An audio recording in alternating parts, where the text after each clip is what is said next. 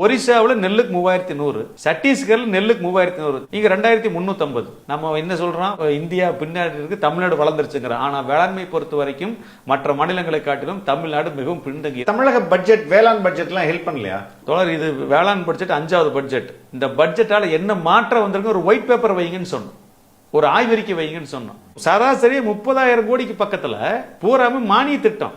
மானியம் அங்க வரும்போதே அதுல ஊழலுக்கு ஸ்ட்ரைட்டா கனெக்ஷன் கொடுத்துறாங்கல்ல. ஊழலுக்காகத்தான் தொடர் மானிய திட்டத்தையே வச்சிருக்காங்க. ஒரு தார்பை கொடுக்குறாங்க, 2000 ரூபாய் மதிப்புள்ள தார்பை 4000 ரூபாய்க்கு வாங்குறாங்க. எனக்கு என்ன பண்றாங்க, 3000 ரூபாய்க்கு விற்கிறாங்க. அதே தார்பை கடையில் 2000 ரூபாய்க்கு கிடைக்கிறது, குவாலிட்டியா இருக்குது. இவங்கிட்ட 3000 ரூபாய்க்கு நான் தார்பை வாங்கி போட்டேன்னு வச்சுக்கோங்க, உடனே ஒரே 6 மாசத்துல ஓடசல் கிழிஞ்சு போயிடுது. இந்த மாதிரி ஒவ்வொரு பொருளும் பார்த்தீங்கன்னா தரமில்லாத பொருளை அதிக விலை கொடுத்து வாங்கி அதை ஒரு 50% தள்ளுபடின்னு சொல்லிவிட்டு அது ஒரு தொகைக்கு விற்கிறாங்க. ஆனால் அந்த பொருள் அதை விட குறைவான சந்தையில் எனக்கு கிடைக்குது, தரமான பொருளாக கிடைக்குது. இந்த சொட்டு நீர் மனைன்னு ஒன்று இருக்குது. ஒரு 1 லட்சம் ரூபாய் உங்களுக்கு பில்லு போடுறாங்கன்னு வச்சுக்கோங்க. அந்த 1 லட்சம் ரூபாய்க்கு கையில் 20,000 பணம் வாங்கிக்குவாங்க. அப்போ 1,20,000 ஆகி போச்சா? 1,20,000 ரூபாய் பொருளில் நான் அதே பொருளை அதே கம்பெனியில் நான் நேரடியாக கேஷ் கொடுத்து நான் பர்ச்சேஸ் பண்ணா 50,000 பர்ச்சேஸ் பண்ணலாம். குவாலிட்டி இருக்கு, லைஃப் இருக்கு. அவங்க சொல்ற பைப் கம்பெனி தான் நம்மளுக்கு சேரும் இல்லையா? அவன் 2 பைப் 2 குவாலிட்டி வச்சிருப்பான். நேரடியாக காசு கொடுத்து வாங்கினா ஒரு குவாலிட்டியான பைப் கிடைக்கும், மானிய திட்டத்தில் வாங்கினா இன்னொரு குவாலிட்டியான பைப் கிடைக்கும்.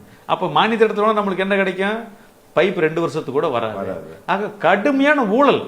ஒரு வேளாண்மை துறை விவசாயிகள் உற்பத்தி செய்யற பொருளை போய் சந்தைப்படுத்துற வேலை பார்க்கணும். ஆனா இவங்க என்ன பண்றாங்க, கம்பெனி உற்பத்தி செய்யற விதை, உரம், மருந்து, இயந்திரங்களை கொண்டு வந்து மானிய திட்டங்கிற பேர்ல எங்கிட்ட திணிச்சிட்டு இருக்காங்க. இதுக்கு கேட்ட பட்ஜெட் 40,000 கோடி ஒதுக்குன்னு சொல்லியிருக்காங்க. இந்த வேளாண்மைக்கான தண்ணீர் நிலை அறிக்கையும் சரி, இதுக்கு முன்னாடி நடந்தாலும் சரி, நிறுவனங்கள் தான் சம்பாரிச்சிட்டு இருக்குது, விவசாயிகள் சம்பாதிக்கவே இல்லை. முழுக்க முழுக்க வேளாண்மை துறையில் ஊழல். இந்த ஊழலை முதல்ல ஒழிக்கணும்னா இந்த மானியத்தை முதல்ல ரத்து பண்ணணும். பண்ணிட்டு விவசாயிகள் வங்கிகளுக்கு நேரடியாக பணத்தை வர வைங்க, வேலை முடிஞ்சு போச்சு. மற்ற மாநிலங்கள் தான் நடக்குதா? தொடர் தெலுங்கானாவில் ஏக்கராவுக்கு வருஷம் 10,000 ரூபாய் ரைத்து பந்து ஸ்கீம்னு கொடுத்துட்டு இருக்காங்க 10 வருஷமா. அவங்க பட்ஜெட் 23,500 கோடி. அந்த 23,500 18,500 கோடி எடுத்து என்ன பண்றாங்க, நேரடியாக விவசாயிகள் பணத்துல ஒரு ஏக்கருக்கு 10,000 ரூபாய் வர வச்சுறாங்க. இப்ப அதை 15,000 ரூபாய் உயர்த்தி இருக்கிறாங்க. தமிழ்நாட்டில் 45,600 கோடி. இதுல நாம 1,51,00,000 விவசாய நிலம் வச்சிருக்கிறோம்.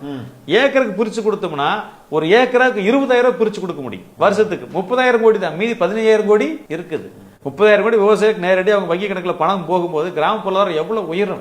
விவசாயிகள் அவங்களுக்கு தேவையான பொருள், தரமான பொருள் அவங்களே வாங்கி போறாங்க. இந்த கல் இறக்கிறதுக்கு அனுமதி கொடுத்தாங்கன்னா அதுல ஒரு குடும்பத்துக்கு ஒரு மாசம் 15,000 வருமானம் வரும். ஒரு ஏக்கருக்கு 20,000 இதுல மானியம் வரும். அப்படி இருந்தா மட்டும்தான் நீ விவசாயிகள், இந்த விவசாயிகள் தமிழ்நாட்டில் இருப்பாங்க. இல்லாட்டி வாட்ச்மேன் வேலை தான். அது நிலைமை யதார்த்தமா இருக்குது.